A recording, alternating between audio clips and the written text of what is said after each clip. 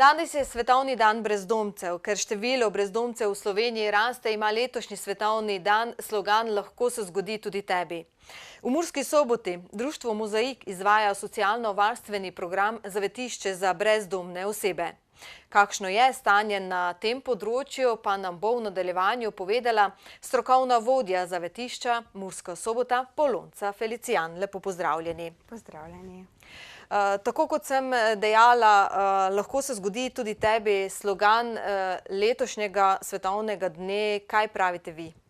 Ja, ta slogan je predvsem mišljen v tej situaciji, da dejansko se naj ob svetovnem dnevu brezdomstva vsi zavemo, da smo vsi lahko ob določeni točki v življenju ranljivi, da se vsakemu v življenju lahko zgodi, da v določeni življenjski situaciji ostane brez finančnih zmožnosti, brez strehe nad glavo in takrat še kako potrebuje pomoč drugih.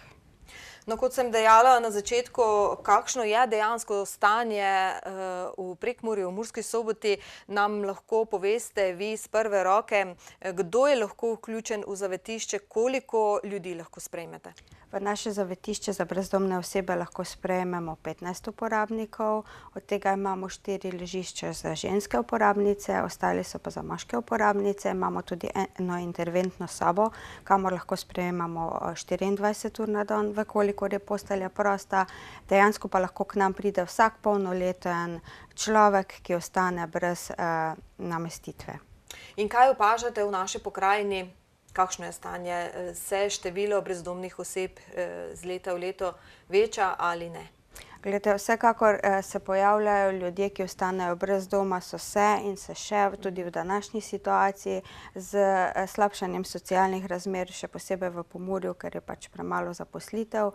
Dosti je ljudje, ki niso sposobni za delo in ostanejo brez socialne mreže, brez finančnih zmožnosti in takrat potrebujejo našo namestitev. Ljudje se nenehno obračajo na nas, s centrov na socialno delo se tudi obračajo, ali imamo prosto mesto. Smo vključeni tako lokalno v institucije, kot tudi se povezujemo v celotno mrežo v Sloveniji za brezdomstvo in nekako si med seboj tudi pomagamo. Vkolikor se pojavi en človek tu, ki pač potrebuje namestitev, pa nimamo prostega mesta, se potrudimo in se skušamo tega človeka namestiti pač v en drug center. No, kaj pa pomeni pravzaprav biti vključen v zavetišče? V zavetišče pri nas pomeni, da imamo obliko stanovanjske skupine, kar pomeni, da vsak, ki se vključi pri nas v zavetišče, se podpiše, da se strinja z našim pravilnikom bivanja, se tudi zavezuje k določenim pravilom, hišnem redu v zavetišču. Mi pa v zameno za to nudimo tako primarno pač nočitev, celodnevno oskrbo in tudi pomoč v psihosocialnem smislu, kolikor jo pač posameznik potrebuje. No, že sami ste povedali, da včasih preprosto zmanjka prostora. Program bivalne skupnosti izvajate pa tudi na lokaciji v Lemerju. Tako je. Lokacija v Lemerju je pa stanovanjska skupina, kjer uporabniki, ki so bili nameščeni v zavetišče za brezdomne osebe, so zmogli abstinirati, so zmožni tudi v osnovi poskrbeti sami zase, nimajo pa dovolj finančnih zmožnosti, da bi si lahko priskrbeli lastno stanovanje. Takšne potem vključimo v bivalno enoto v Lemerju, kjer sami skrbijo zase, sami kuhajo, sami pospravljajo, skrbujejo vrt in okolico. Mi jim pač psihosocialno pomočjo pomagamo v toliko, da zmorejo še vse ostale stvari, ki jih pač sami ne bi. Koliko je tam sedaj oseb, ljudi? Trenutno je 6 stanovalcev. 6 stanovalcev.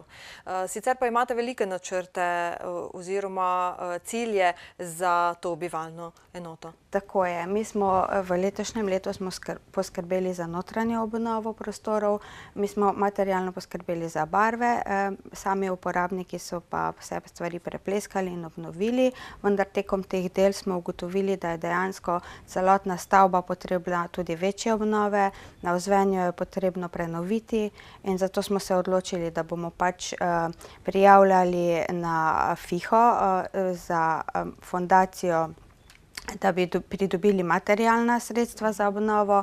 Na vse podjetnike in pa seveda samostojne osebe, ki pa imajo čut in odgovornost tako do lokalne skupnosti kot tudi do socialno ogroženih ljudi, pa se bi radi obrnili splošno, da nam bodo pomagali s svojim strokovnim pomočjo, s svojim delom, da bi pač to obnovo skupaj zmogli. Kaj boste torej, kaj si želite obnoviti?